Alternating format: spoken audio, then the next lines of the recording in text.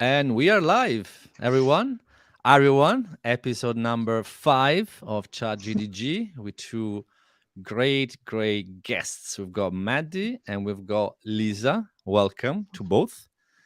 Hi. And as you folks might have noticed, there is some slight change. There is a Women Techmaker logo. It's not the usual, GDG because this is slightly more, an episode where we want to discuss maybe more the Women Techmaker program because guess what? I've been accepted. Woo! So I'm a Women Techmaker ambassador as well. So pretty cool. So all of us are me, Maddie, and Lisa.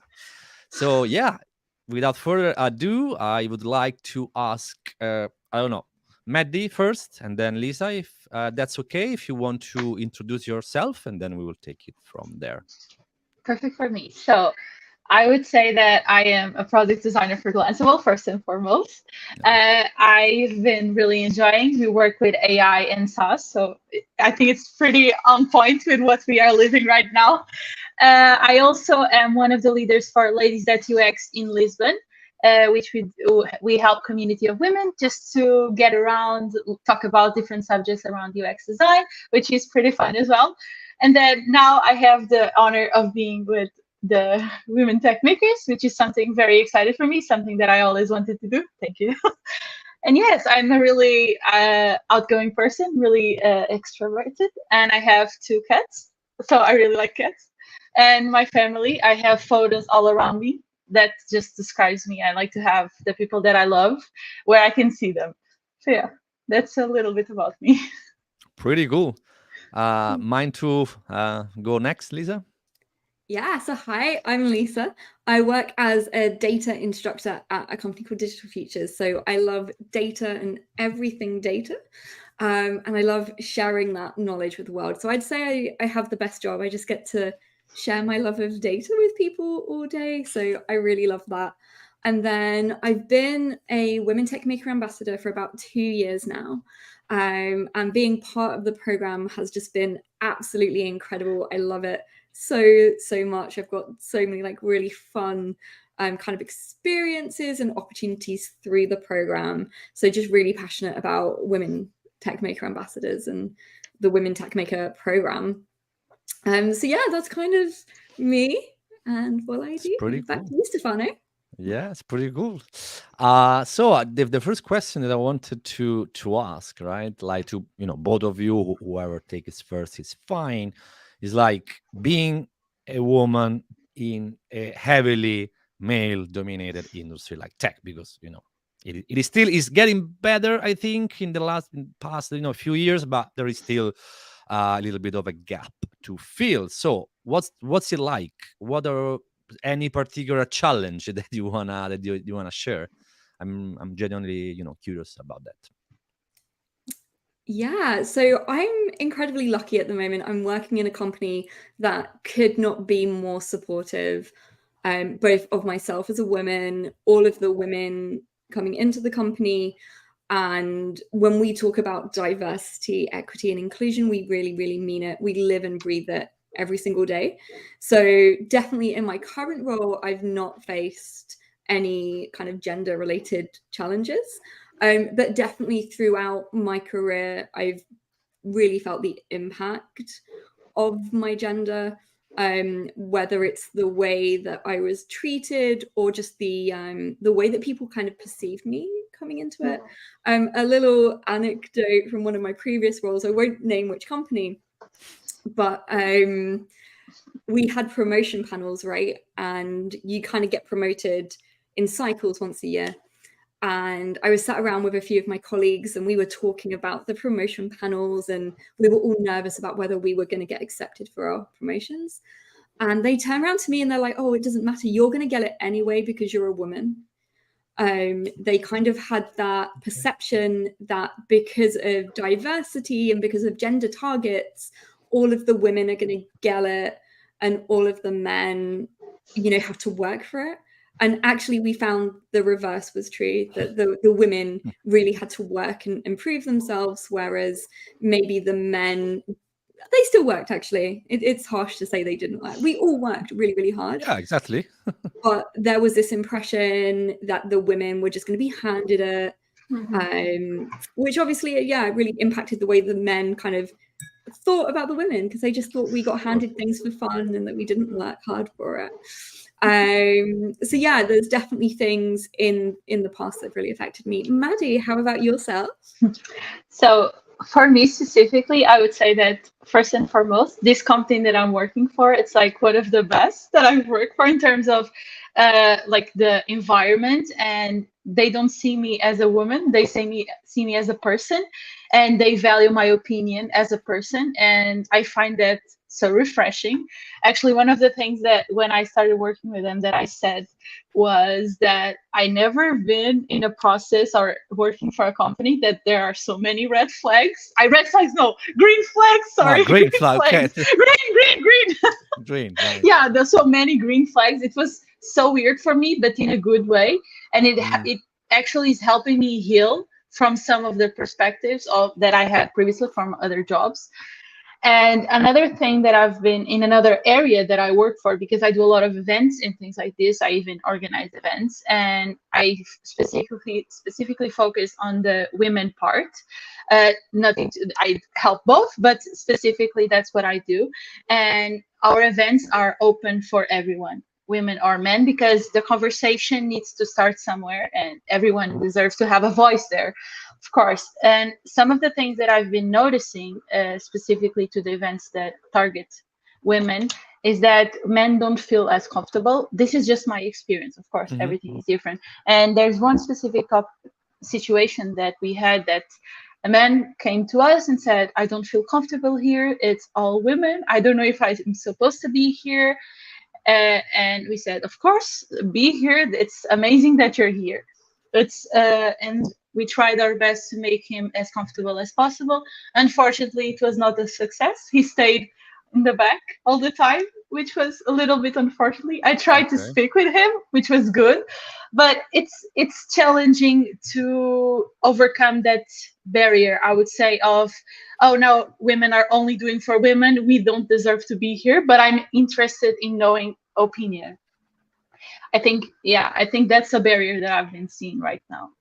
Yeah, absolutely, because it's clearly very important to raise awareness for women in terms of tech is for absolutely everyone, but it's also, I think, pretty valuable to speak with men as well, right? So we need to speak with everyone, because if we speak only with women now, I don't think that we're going to fix the problem.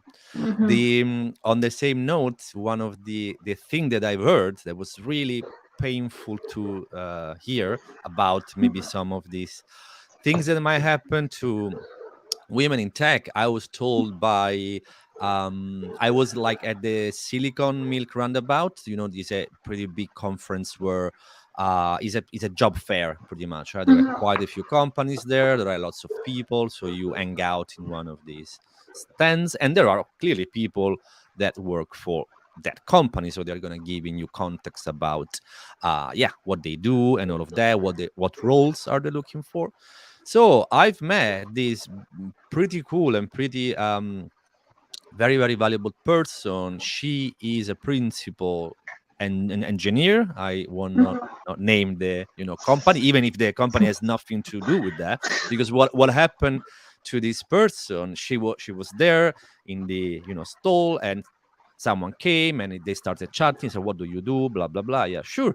After 2-3 minutes chat, this person asked her, okay, cool, can I speak with an engineer?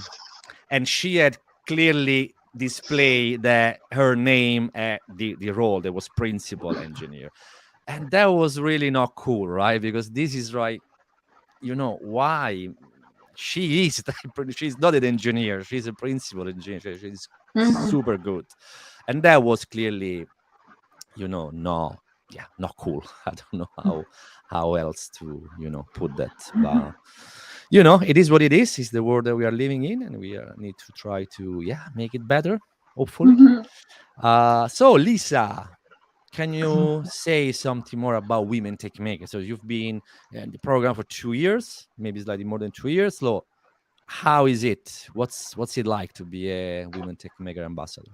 Yeah, maybe if I start with a little bit of what it is. So, Women Techmakers as a program has two sides. The first is Women Techmakers as a kind of group or collective, and anyone can join that. So, you can pop to Women Techmakers and join, and you get a mailing list, and you just get emailed loads of amazing resources. It's for both men and women, but mostly around supporting women in tech. And it's focused both on the technical side and the professional development side. So really recommend that everyone kind of joins as a Women Techmaker member. And then we also have the Women Techmaker Ambassadors program, which is Stefano and Maddie, you both recently got accepted. So as you both know, these are women and men and anyone that wants to join. And it's all about empowering people that are also empowering women in tech. So it's support for people who are doing things in the community. There's 4 main areas. So it's people that run events, people that mentor, people that create content, and people running their own communities as well. So you get lots of support in those areas. So whether you want to maybe make some content, run an event, maybe you're mentoring, you get lots of support and resources for how to do those things within like your community and your area. So yeah, it's overall just an amazing program, and I've had so many opportunities by being part of Women Techmakers, and the amount of things that I'm then able to do for my communities and the communities I'm part of has been absolutely exceptional because of all of that support that we get. Nice. Would you mind to elaborate a little bit? What's the coolest thing that you've done for Women Techmakers? Yeah, I think it has to be the International Women's Day event that we ran this year. So for International Women's Day, Stefano, I know you were there. It was supported at the Google offices, which was just such a cool location. The entire team kind of organizing it were Women Techmaker Ambassadors with support from Google Developer Group London. And it was just a really empowering day. We had so many women speakers talking about tech, and that's really important to me. They weren't talking about women being in tech. We were just talking about tech, which is so, so important. Google were incredible. They put on such a good event for us. So yeah, it was really well attended and just so amazing to have so many women and male allies in the room, just talking about tech, getting to know each other, and just having a really wonderful time. Yeah, that was cool. And also that was the first time, I think the last time was 2020. So I think it's been a couple of years that, COVID happened meanwhile. So the last time was literally March 2020. I think a week later or 2 weeks later, we went into lockdown.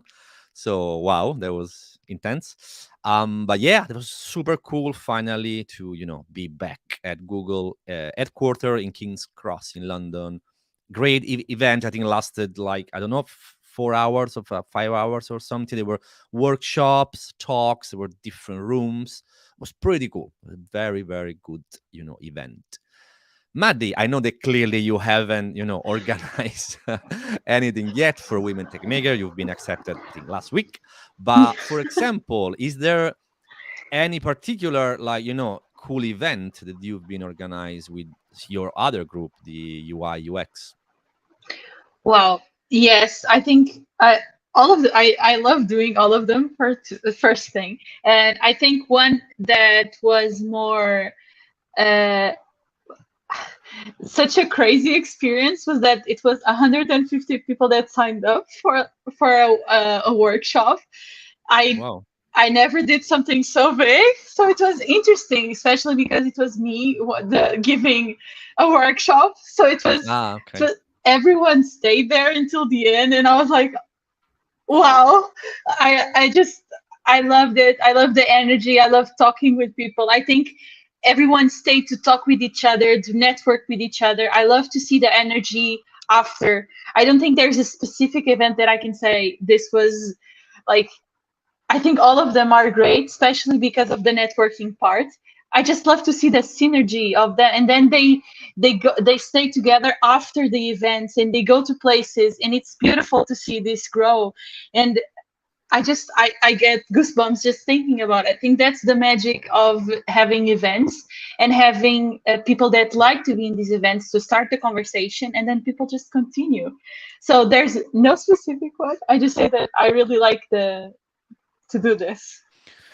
The networking and mingling part, I think, is probably is the best, right? Because you actually you go to that event like with the excuse that okay, there is this talk or there is this workshop, which is of course pretty interesting, but the best part is just being with people, Mhm. sharing stories, sharing ideas, and also there can be many opportunities. So this is something that people I think there might be a misconception here. I'm not talking about clearly specifically women tech maker events, but every community event, right? People might think, okay, it's a waste of time because it's not. It's not only is a very pleasant way of spending your time, but this can lead to concrete opportunities because all the people that you meet, if you regularly attend this, of course, if you attend maybe just one off, it might be a little bit more difficult. But if you regularly attend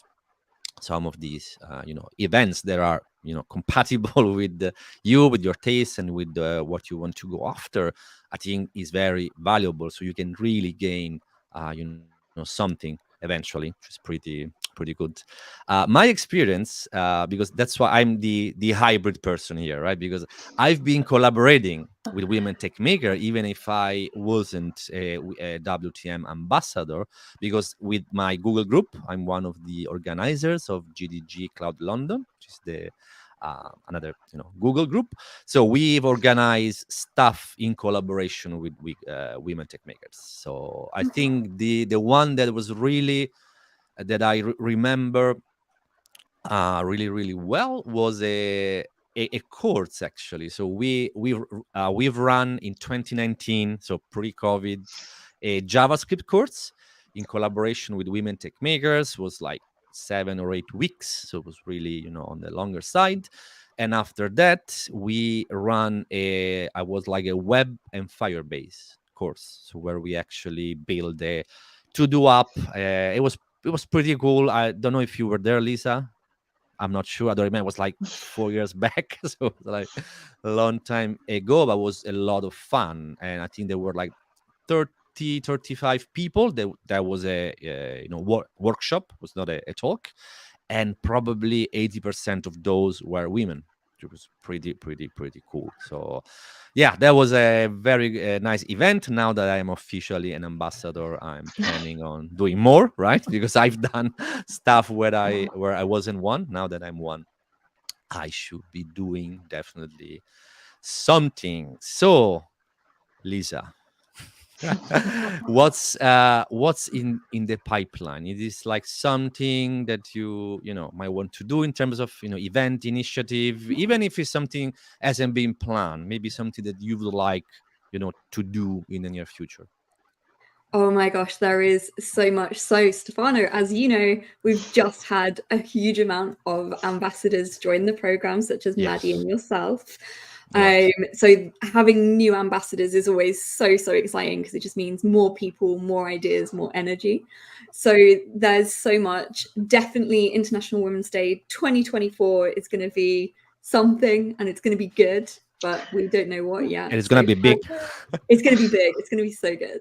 There are a few other things. So we've got some kind of constant things going on. So Amanda, as part of GDG Cloud London, does an incredible coffee and code kind of each week. We're looking at doing a bit of a Python intro. So similar to the course you ran before, where it's a weekly thing, just inviting anyone to come along and learn Python. And then we'll be looking at data as well. So an intro to machine learning and generative AI. as a course, so anyone can come along and learn about that as well. So some big plans.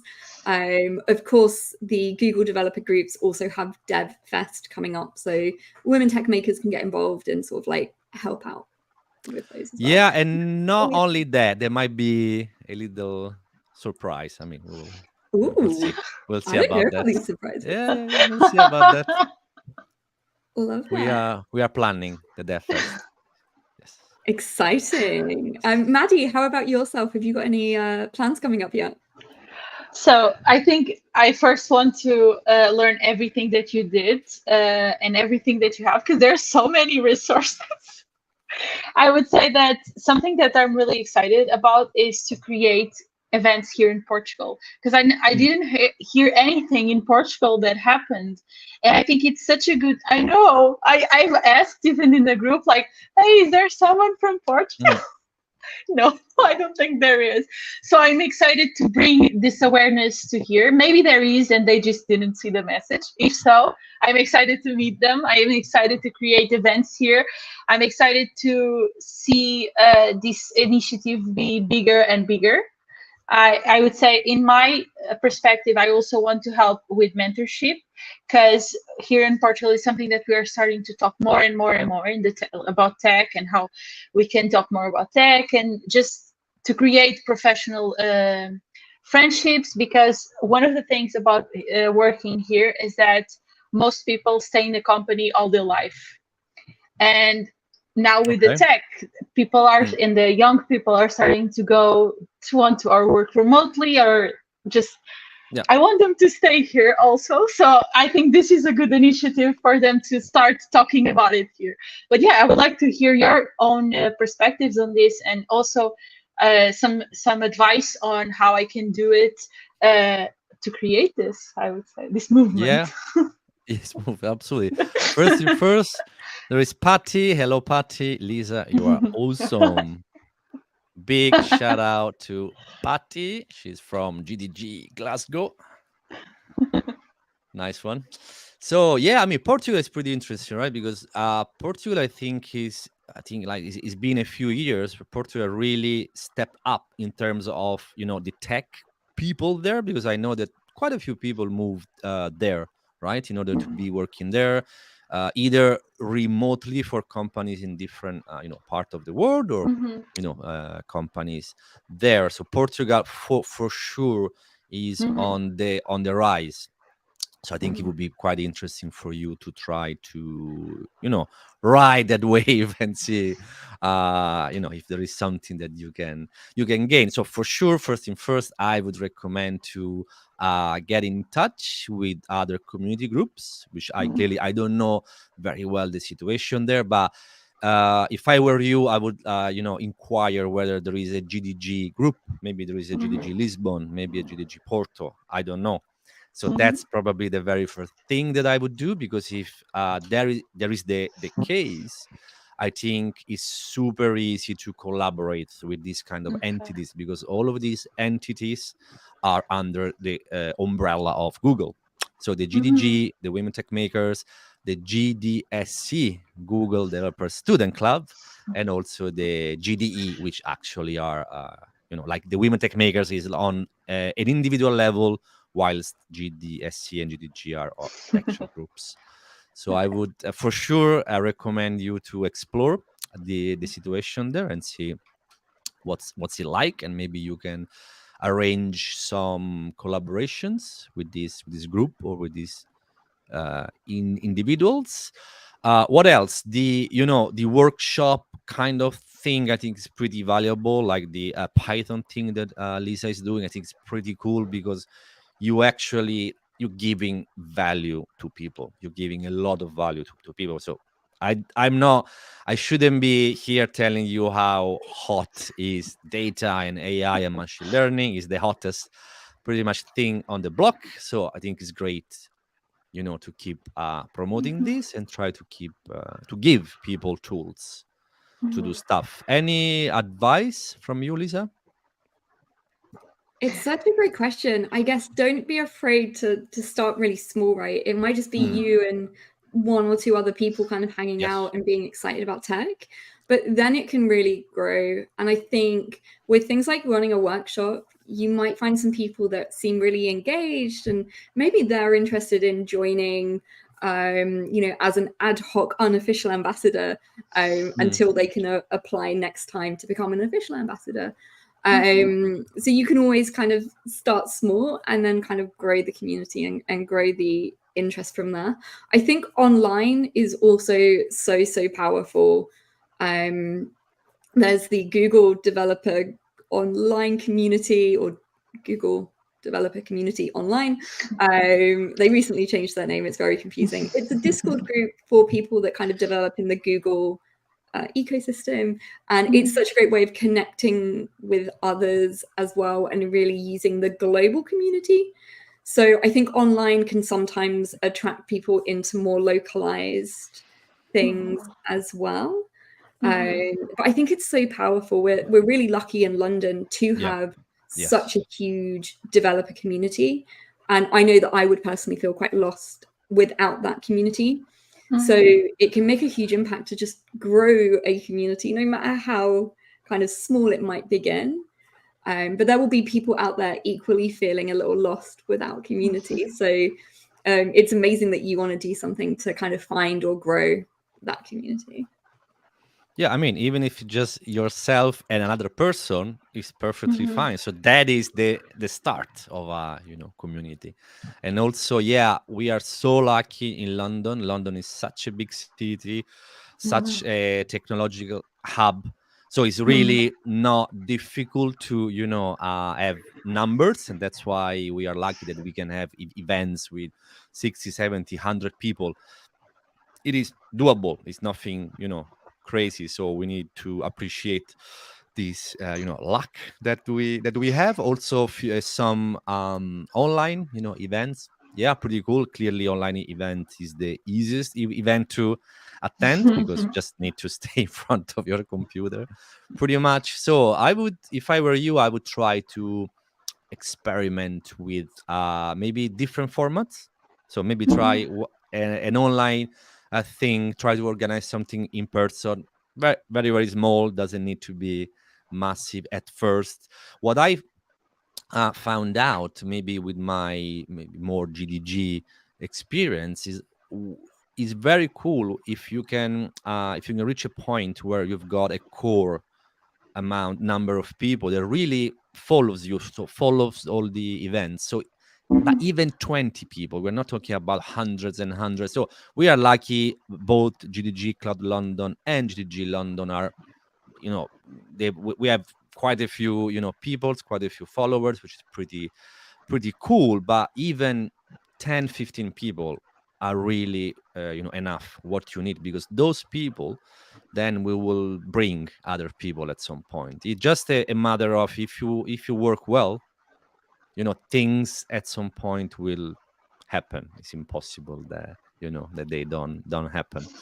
And also it's quite cool because you can bring the angle of more of a UI UX, right? Because it's more often than not you would find software engineers in every discipline, or front end, data, back end, and whatnot. But the UI UX angle, I think, is pretty interesting. Maybe something that we need to hear more of. Speaking of which, I need to shout out to my good friend Claudia. She is the founder of a community group for women, UI UX. So it's called Floxys Community. It's great. I will send you. Oh, okay.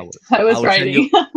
It is great. Yeah, Floxys is a great community. They do a weekly thing, which is a remote event. So they every week they gather, and they have some very interesting discussions. It's pretty big community, like 1,000 members or something. So pretty cool. So I will definitely try. So and last but not least, I think collaborations can be with GDG group, can be with completely different groups, is fine.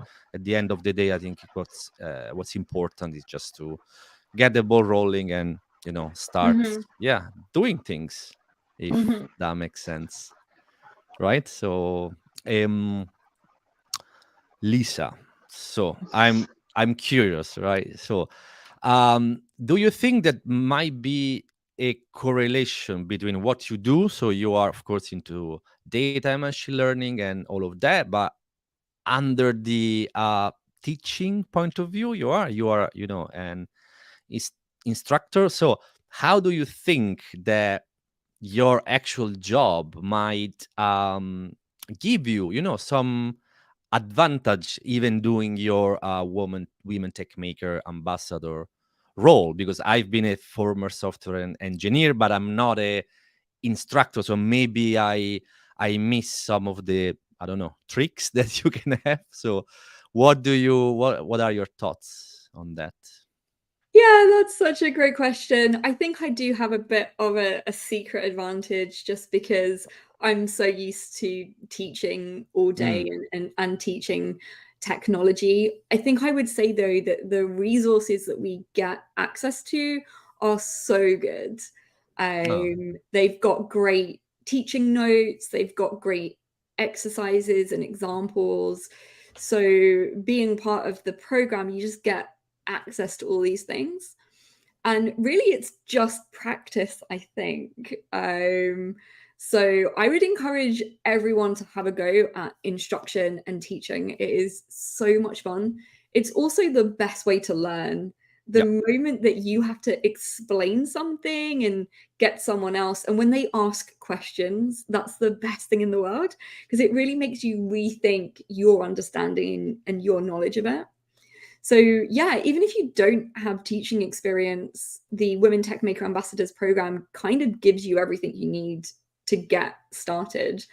And often people that are newer themselves can be great teachers because they are kind of quite empathetic to the learning journey. They remember what it's like to be yeah. learning and struggling Mm. and all of that. So yeah, I think maybe I feel a little bit more comfortable in the classroom than a typical person. But we're given so much support if we do want to lead workshops and share our knowledge. And then I would just recommend it to anyone. It's so much fun. You learn so much. And I just find the students, they're just incredible. Maybe, I don't know if they're listening, check their egos and stuff, but really they're incredible. They're just so much fun to work with. And I don't know, the sort of person coming along to learn tech, they tend to be just so driven and so wonderful. So definitely everyone should do it. It's so much fun. Really good point. I think just by doing that, your skills in terms of teaching things can generally, get better, right? Because I think that you might have in your day-to-day job, maybe you need to mentor someone. There is this mentorship kind of thing going on, but the women tech makers can really can empower you even more to organize more events, and because I think, like everything in life is has to become a habit, right? You need to train. It's pretty, I think, common the very first time that maybe you need to run a workshop. That's scary. That is scary. Even if you've got 7 people in front of you and not like 200, it's very scary, right? But then the more that you do that, the easier it gets. So yeah, absolutely. So women tech makers can also give you some of the tools that you can then use on your personal life and on your career. So there is Patty. My dream is to see all GDGs investing sometimes into teaching kids and teens. That's pretty valuable.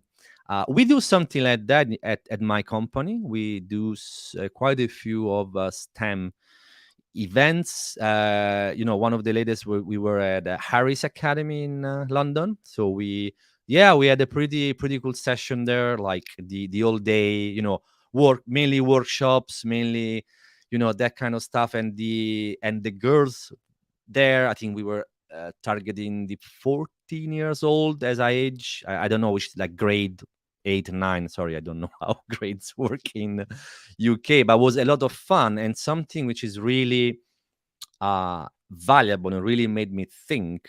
What we usually do at the beginning of these sessions, so all the students are there, all the mentors are are there, we ask a very simple question at the beginning, like how many of you would like or maybe see themselves working in tech?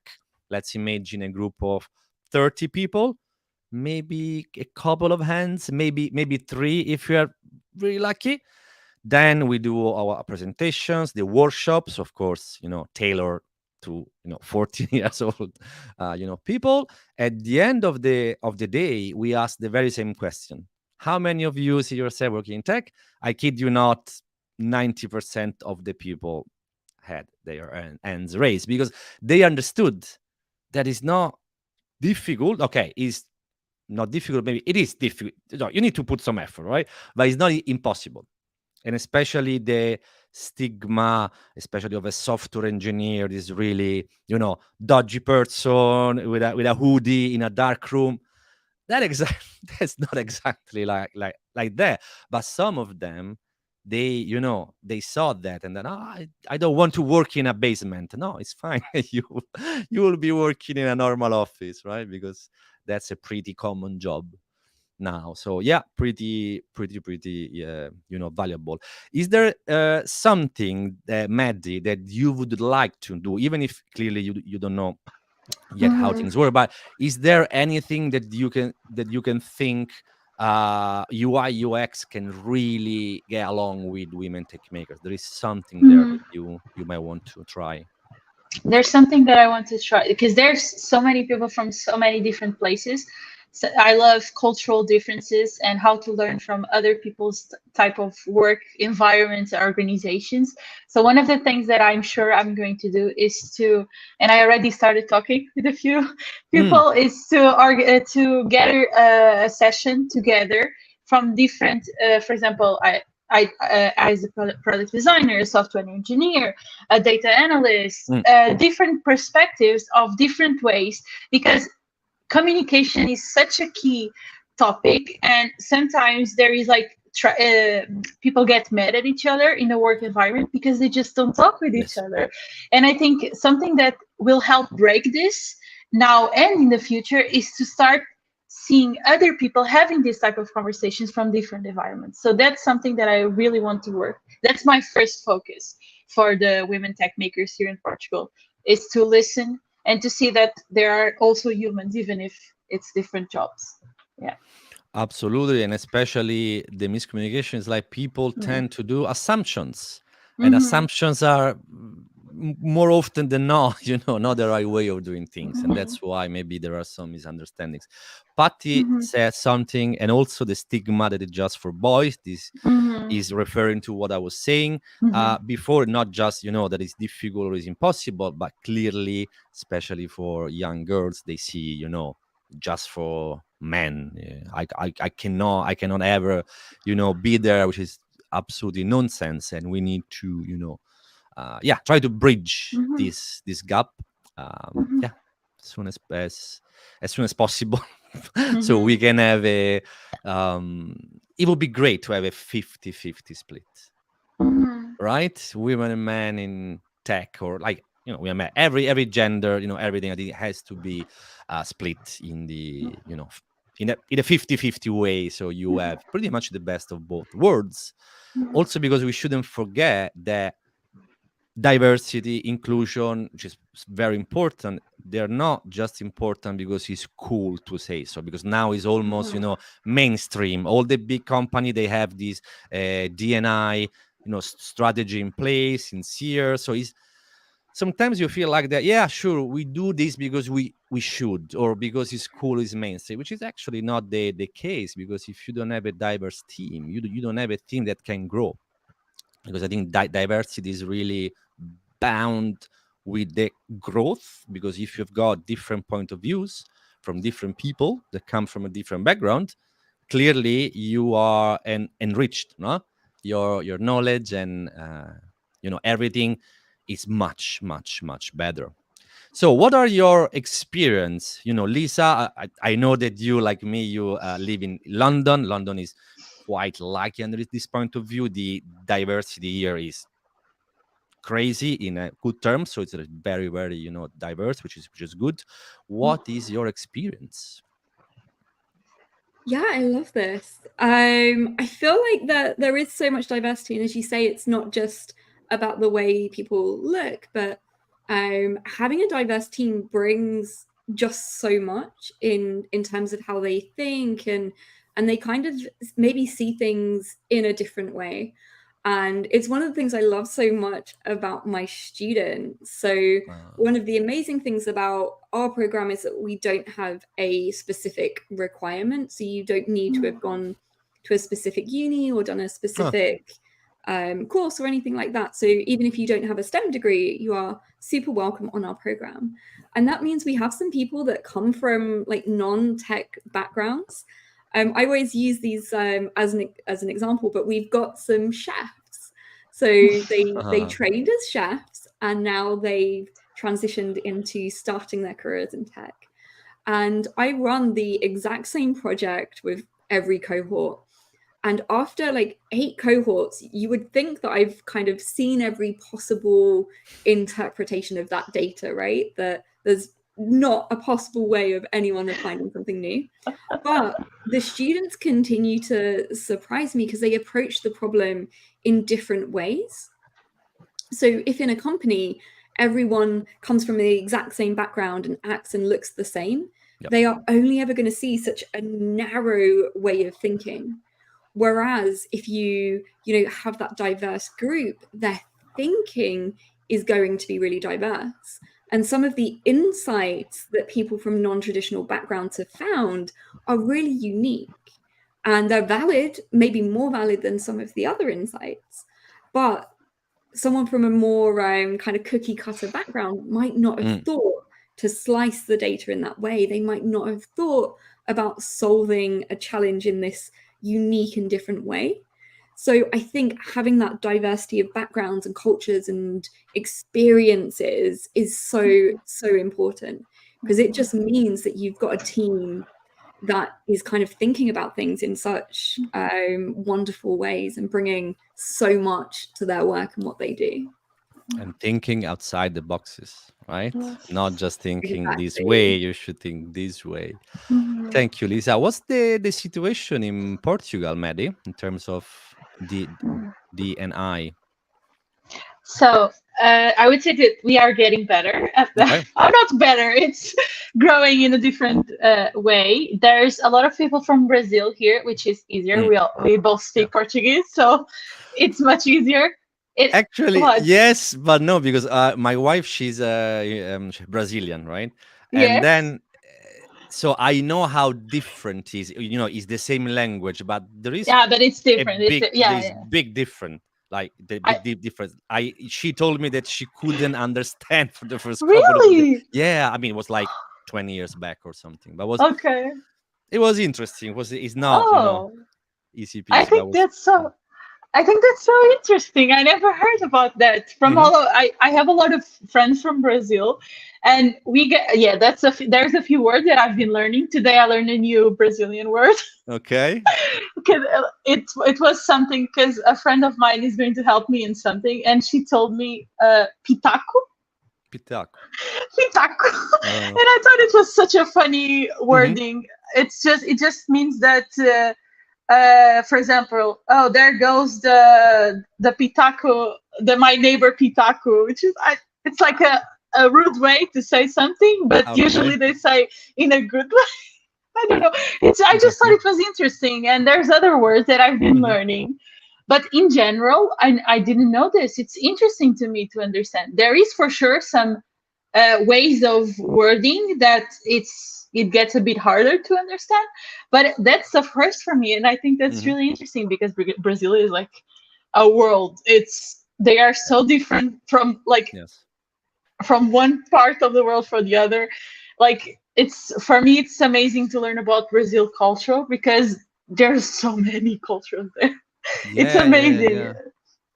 And the thought process. It's almost a continent, right? Yes. A continent inside another continent. Yes, exactly. And one of the things that I love about this, and I've been loving to meet different people that are coming to Portugal and being here and talking with each other, because I've been meeting people that came to work here and to study here UX UI design, and a software engineer. which is great, and they stay here because I love this country. I think it's one of the best countries to live, because people are generally nice, generally. And of course, there's always some others, but in general, we are pretty nice. The weather is okay, Yep. etc., etc. But something that I really like to learn about cultural is not even the cultural itself, but the thought process of the cultural. I think we grow so much by learning how other people think, and especially people that have never had the same experience. No one has the same exactly experience as us, but if you live in the same country, there's about to have one or two experiences that are similar at least. Yeah. So it's interesting to see from the other part of the world how people think. And I think we grow so much by learning that, and by just listening to how they think. It gets the process of what we do at our jobs and our day-to-day life so much quicker, because you already know how other people would think. Oh, this doesn't work as I used to think. I will just grab what other person thinks and just grow with that. I think that's I get evolution, really right? Literally yes, taking what's out there and try to, make it, better, or make it your own. I think it's pretty pretty valuable. And also in the inclusion part, this again, that's something that can be maybe easily not misunderstanding, but inclusion means that we are, different race or different gender. Yeah, exactly. It's not exactly that. You need to put some effort. For example, if one of your colleague is a Muslim, for example, and you know that Ramadan is about to start, you might want to ask your Muslim colleague whether they need something, for that time frame, something maybe slightly change in terms of working hours.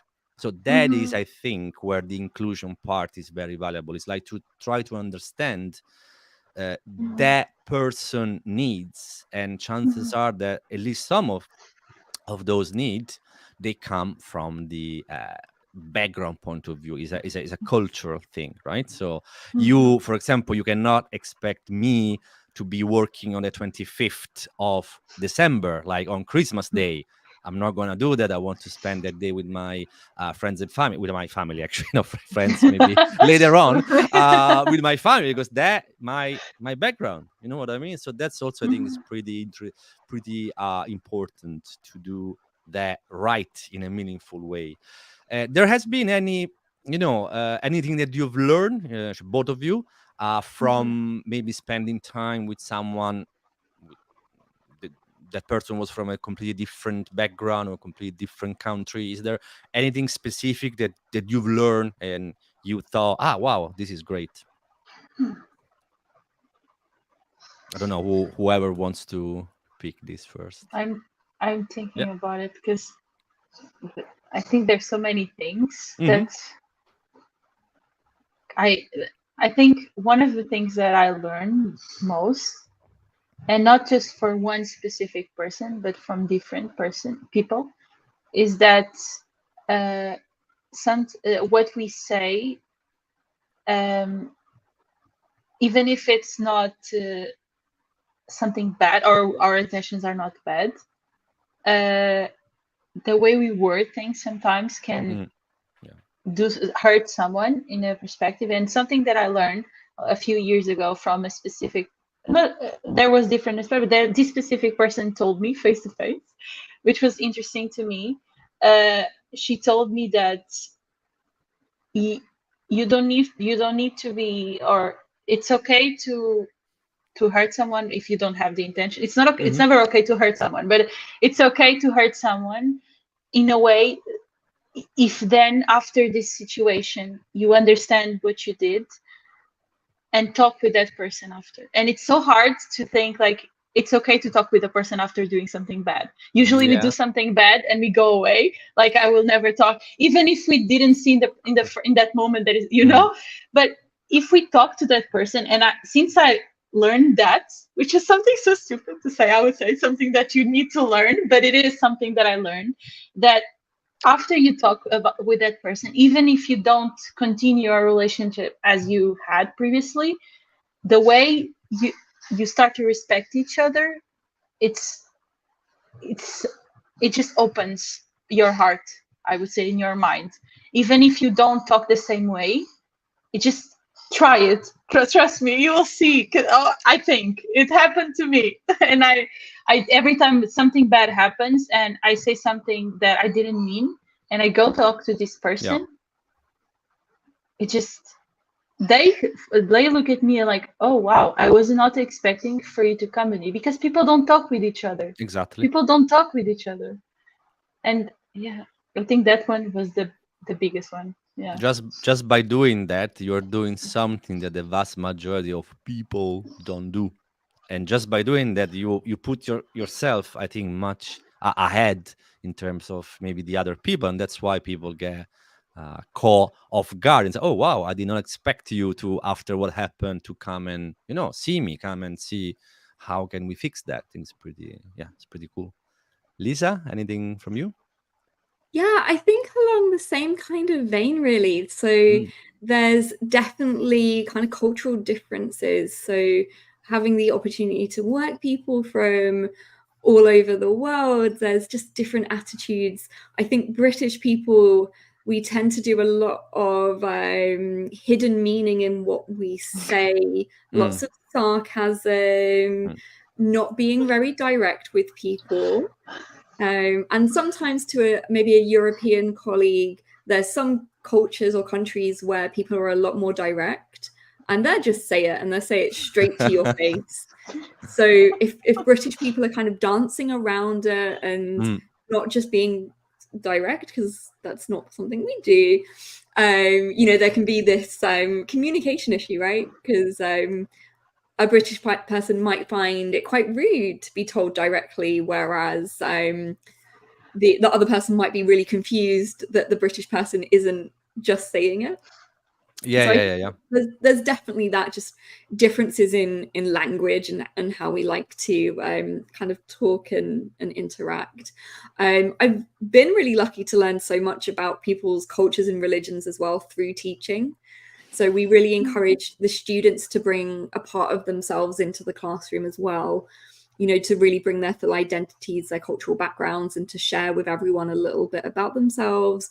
I got to learn a lot about Judaism and a really particular strand of Judaism as well, where they follow some really cool things. So it's really fun to learn about keeping kosher and Shabbat and all of these other kind of parts of it, and some of these Islamic students sharing their experiences as well.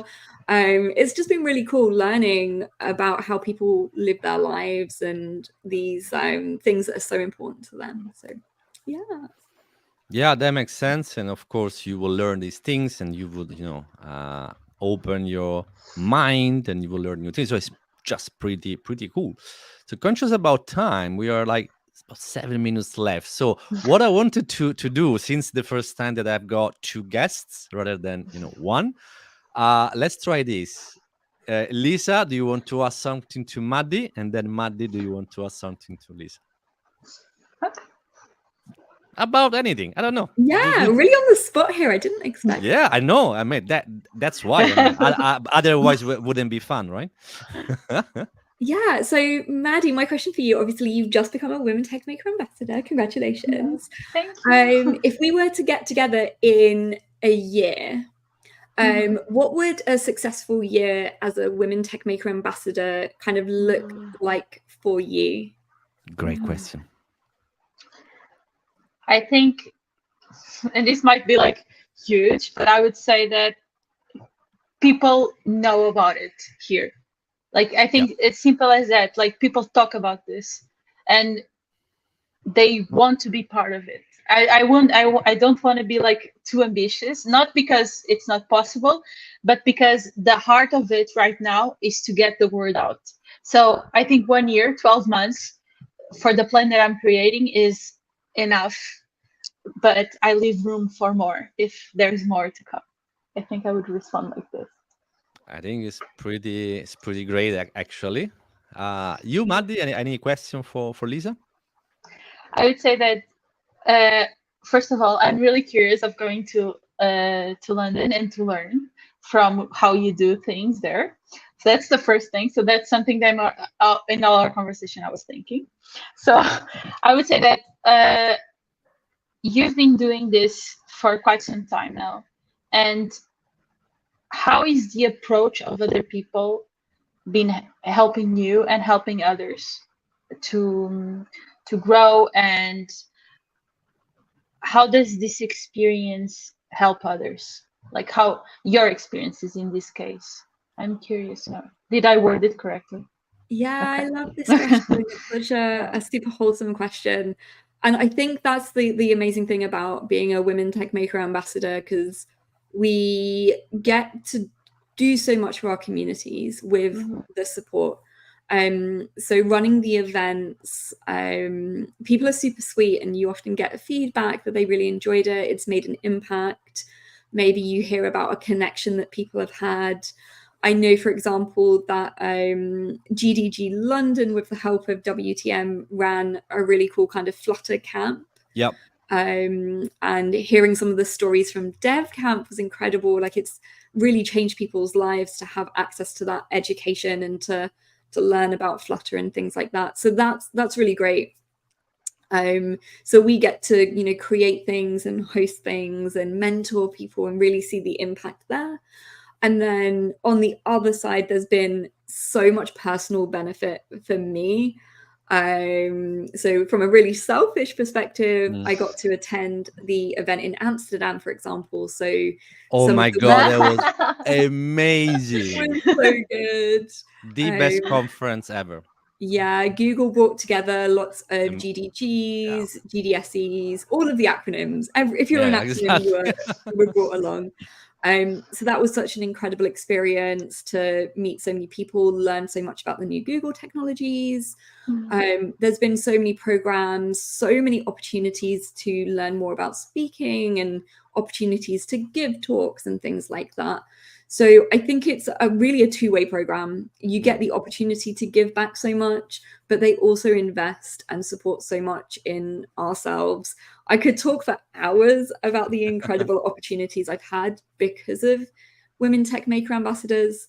I think the key thing for me, though, is like the community of other ambassadors. So Maddie, I'm so excited to meet you and get to know you and support you in any way I can.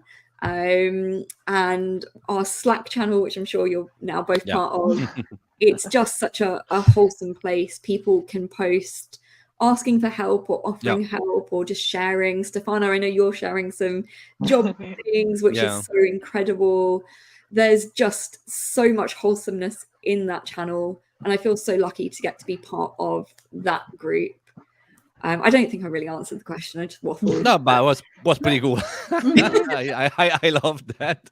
Anyway, but there you touched something very important, because it's not only clearly the impact that this program can have to their ambassadors, but also, and most importantly, the impact that this program can give to the quote unquote normal people. So I got two quick examples. If you remember, I mentioned a web and Firebase course, right? It's something that I personally ran in 2019 as GDG Cloud London in collaboration with Women Techmakers. And so two people out of these 30-something who attended that course, then they went off and perfect their craft and their skills. The long story short, we're talking about 2019. The long story short is, fast forward 4 years. One of them, she works as a software engineer at the Times in one of the team that I manage. She's great. She's a career changer. So she did something different in a different country. She moved to London. She's done a boot camp, this little course from Cloud London and Women Techmakers, and then she joined a company, and after a few years she moved to the Times. So pretty cool. And the other one is another person who attended that. Then she went off and founded her own company, which is amazing. So she's not only contributed because to the actual product, but she's a CEO of a startup, and they are they're looking a little bit of funding, looking for more funding. So pretty cool. So that probably, I'm not saying that is only thanks to that course, but that was clearly part of, right? So we are talking about try to empower people. So those are the stuff that I categorize as success stories, because those are very actually success stories. So I really hope, especially for you, Maddie, that you can have maybe this. So I would say, I would add of the answer that you gave, I would say if in 1 year time you can even have just one success story of someone that maybe that the life can be changed thanks to a tech maker event or workshop that you will organize, that is a massive yeah, success rate. Like, this is how success should look like. So we are pretty much out of time. I wanted to really thank you so very much. That was great. I think we've been talking about very important topics. So last shout out, Maddie. So I would say thank you so much for everyone for being here, especially Stefano and Lisa for having this time with me for 1 hour. I really appreciate it, and everyone that's watching now and was watching live and not live. I thank them for this, and I would say connect with me, message me. I love to talk with people. I love to learn from you, and if there's something that I can teach, I'm happy to do it. I am an open book, yeah. And I'm doing an event at the end of September with Friends of Figma. If you want to join, please do. It's online, Lisbon and Porto. So you're all welcome to join us. That's great. Sounds amazing. Thank you, Maddie, and welcome again to the Women Techmaker Ambassador program. Lisa. Yeah, thank you again for having me. It's been such a pleasure and so much fun. I want to give a shout out to Patty. She's incredible, part of GDG Glasgow and a Women Techmaker Ambassador herself, and she's just incredible. Recently run a very, very cool ML camp that was amazing. Patty's incredible. Also, all the Women Techmaker Ambassadors in London. I just love them all. There's too many of them to name, but they're all great. And we've just had some brand new ones, such as yourself, Stefano, join. So welcome to all the brand new ones. Super excited to kind of work with them. I guess my main shout out would be to follow Women Techmakers London on LinkedIn, because that's going to be where we'll be posting everything that's going on. But yeah, just generally, thank you so much. That was a pleasure. Very interesting conversations. Thanks again to both. And yeah, I'll see you very, very soon. And thanks to everyone who watched that. I'll see you very, very soon. Bye. ChatGDG off.